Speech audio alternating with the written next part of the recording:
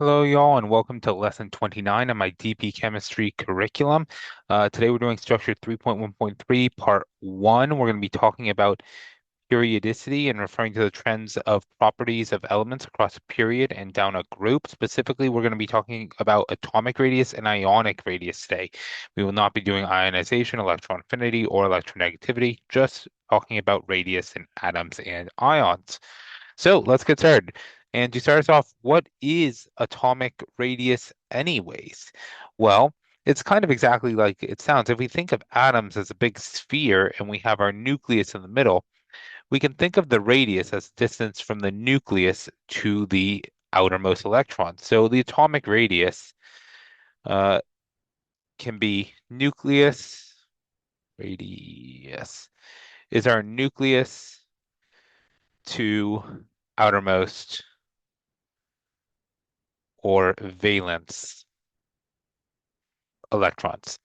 The other way to generally measure atomic radius is if you take two adjacent atoms and you take the distance between their nuclei, the radii is just equal to one half that distance. So it's one half the distance between the oops, nuclei of two adjacent atoms.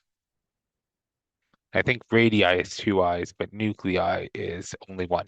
Yeah, that looks better. So this is the radius, and we actually have a trend. But before we do that, we have to figure out like how do we actually find that distance? Well, if we look at an atom, the nucleus is this positive thing. And if we use a Bohr model, we can think of electrons on these rings. These are electrons, these are electrons, and this is our distance r. Now, the nucleus is going to be pulling on all these electrons. However, electrons will repel each other. So, oh, that's the nucleus. Electrons will repel each other too. So, how do we affect this distance? Well, the two factors that affect distance is the charge of the nucleus affects distance or affects radius, as does the number of energy levels, specifically the outermost energy level. So we're going to look at how we can affect these two things. Now, starting with the charge of the nucleus, we actually have this thing called Z effective, which we learned early on as effective nuclear charge. When we look at effective nuclear charge, we have an equation for it. Z effective is equal to Z, which is the number of protons minus the number of inner electrons. And that gives us our effective nuclear charge. So generally, we can say atoms with a larger effective nuclear charge have smaller radii. Now, this is given that they have the same number of energy levels. They have the same highest occupied energy level. In other words, another way of saying that is they are on the same period of the periodic table, meaning the horizontal rows. So we can actually take a look at an image of the graph of atomic radius. Now, all these values are within the Chem data booklet, but what you might notice is if we have hydrogen, then helium, then lithium, oh, beryllium, boron, carbon, nitrogen, oxygen, fluorine, neon. And so as we go through our period, you notice that in energy level one, we do get a little bit bigger. Sometimes we'll discuss that later too. But in period two, the trend is to decrease. Period three, the trend is to decrease. And period four, the trend is also to decrease. So when atoms gain more protons, but they don't gain more energy levels, their effective nuclear charge will increase and therefore they will have a smaller radius. So why don't we just quickly look at an example of this? If we look at lithium versus fluorine. Lithium, if we look at a Bohr model, has three protons in the middle, followed by two occupied energy levels. It's 1s2, 2s1. So the first sublevel has two electrons. The second sublevel has one electron. The effective nuclear charge is the number of protons 3 minus the inner electrons 2 for an effective nuclear charge of 1. Fluorine, on the other hand, has 9 protons and 2 electrons in the first and 7 electrons in the second. So its Z effective is equal to 9 minus 2 for an effective nuclear charge of 7. Basically, what this means is that this nucleus is pulling on this outer electron with a relative force of 1 positive, so that one electron is feeling about 1 positive from the nucleus. Well, each of these electrons on the outer rings are feeling an attractive force of about 7 protons. So the force they're feeling is about 7 times stronger than that of lithium, meaning that they get quite a bit closer, and the entire atom gets quite a bit smaller. You'll notice that lithium is in the range of about 100 times 10 to the minus 12 meters, and, or sorry, fluorine's 100 times 10 to the minus 12, while lithium's about 160 times 10 to the minus 12. So it's quite a bit smaller. It's about two-thirds the size. Anyways, so that is Z effective or effective nuclear charge. And once again, we've noticed that our trend across a period is that atoms get smaller. What about down a group? So let's take group one.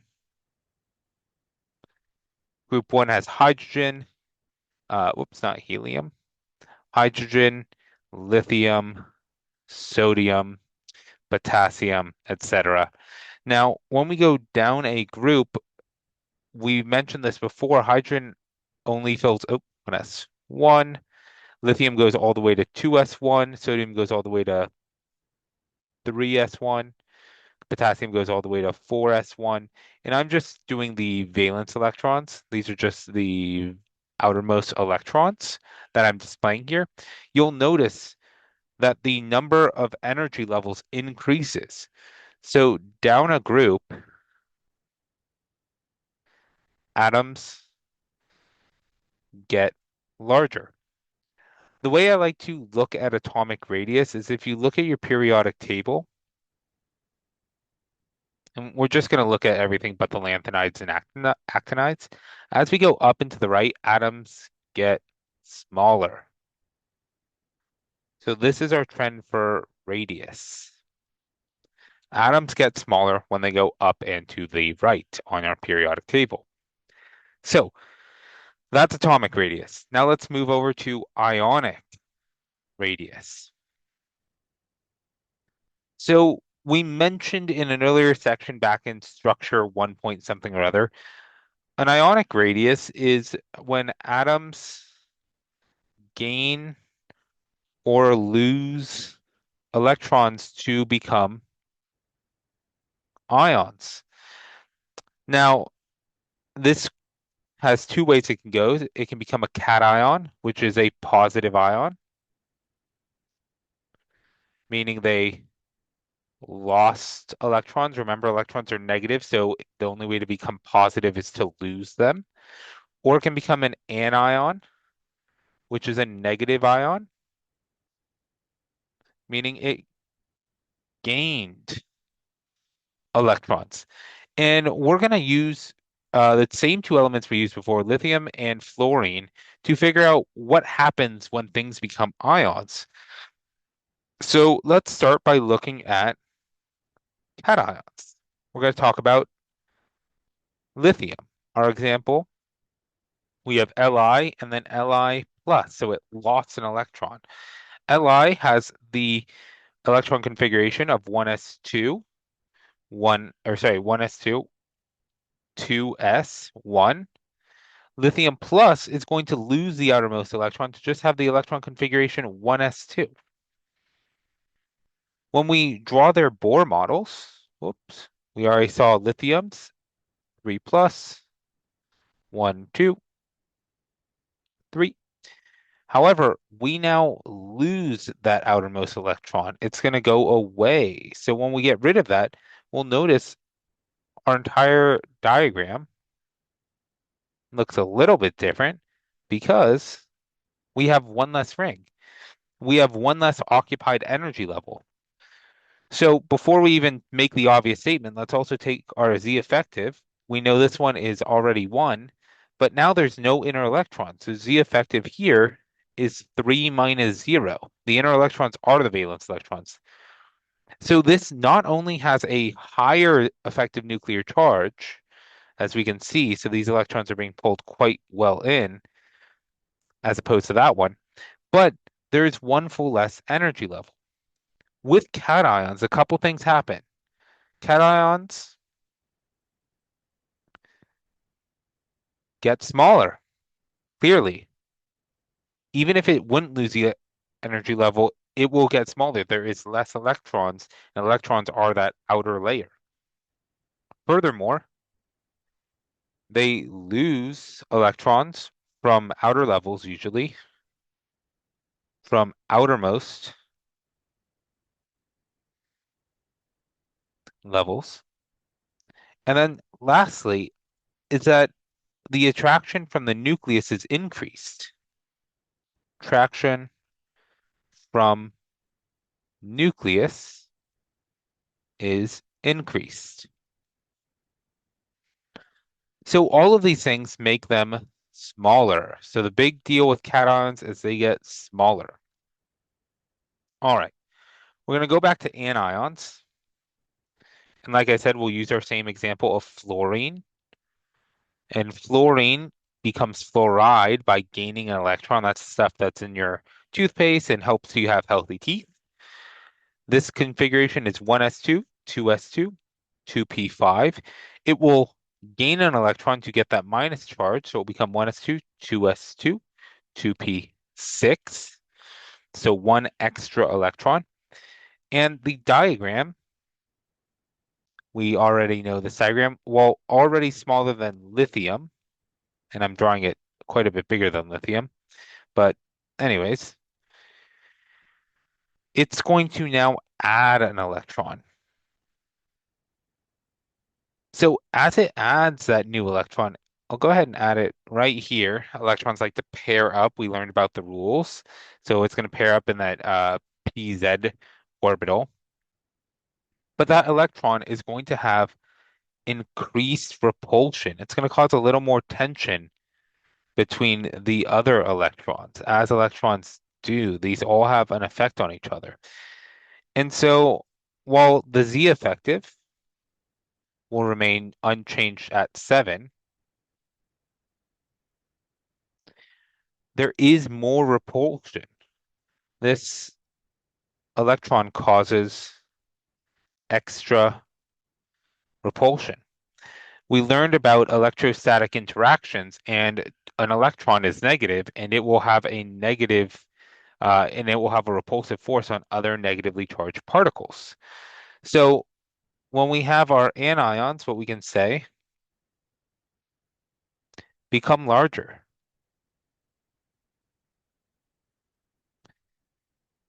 Electrons are added to outermost level.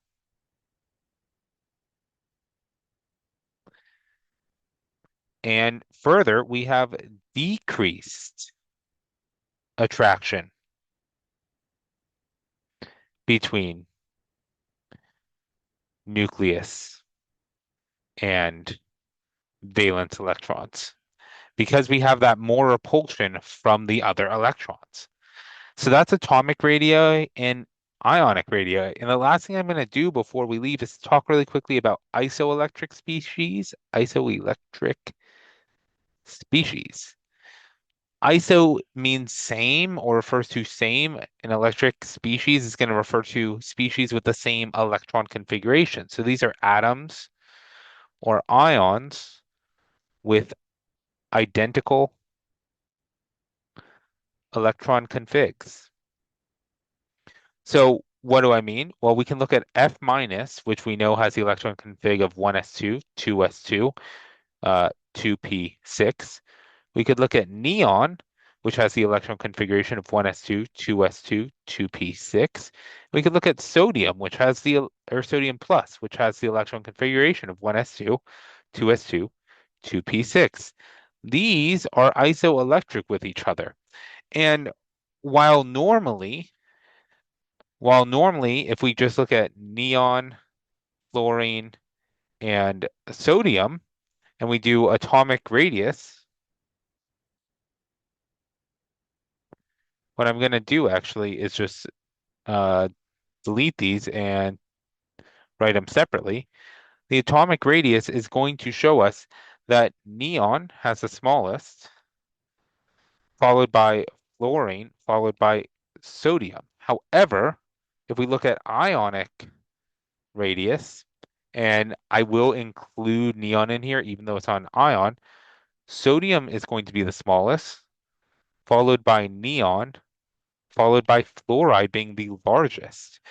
So even though they have the same electron configuration, they have different properties in terms of their charge and atomic slash ionic radii because they act differently having a charge versus neon, which doesn't have a charge at all. So hopefully this helps you understand a little bit better and have a great day.